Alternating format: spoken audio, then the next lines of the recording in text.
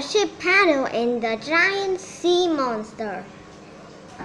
Long ago, a giant monster known as the Mr. Stormworm rose out of the sea. It was said that the stormworm's body stretches halfway around the world, that its one eye was as red as fire, that its breath was poison to all living things. Every day it moved closer to Scotland. The King of Scotland asked the sorcerer for help. "You must give your only daughter, Princess Gemlovely, to the Stormworm," said the sorcerer. "Only then will it leave the king." The king went pale. The Princess Gemlovely was kind, gentle, and loved by everyone. "Is that the only way to save my people?" the king asked. "It is the only way," the sorcerer said. The king knew the sorcerer was serious, but he wasn't ready to give up yet. The king sent a message to all of Scotland. The man who can kill the Mr. Stormworm will get half of the kingdom and Princess Gemlovely as his bride. The king was excited when 36 men came forward. But as soon as they saw the monster, they all ran away. The king was sad. He knew the princess had to be offered up to the stormworm. There was a great grief throughout the land. On the day before the princess should be offered to the monster, a farm boy went to the seashore. His name was Ashipattle. All his life, Ashipattle wanted to be a great hero. He was determined to defeat the stormworm and save Princess Gemlovely. Ashipattle borrowed a small boat.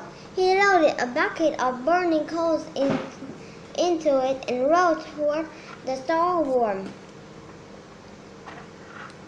At dawn, the monster awoke. He slowly opened his great jaws in a yawn.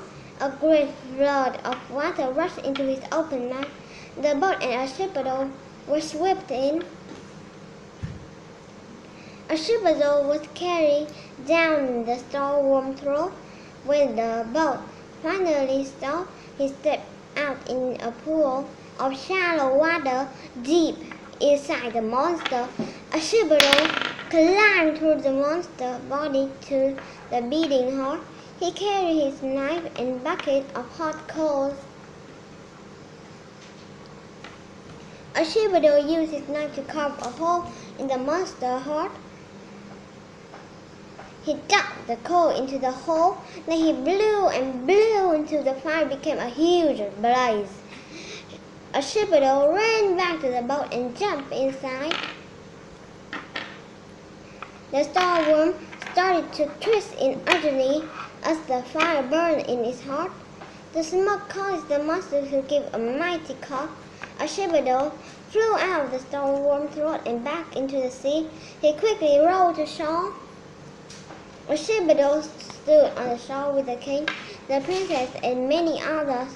They watched the monster fling itself high into the air. They thought its tail would strike the sun. The stormworm then fell into the sea with such force that its teeth flew out of its mouth. Finally, the monster curled up and died. Some say the stormworm's teeth became the Iceland north of Scotland. Others claim its great body became the country of Iceland. The king threw a big party in honor of Ashipattle's victory. Ashipattle had become a great hero. Ashipattle and the princess were soon married and they lived happily ever after.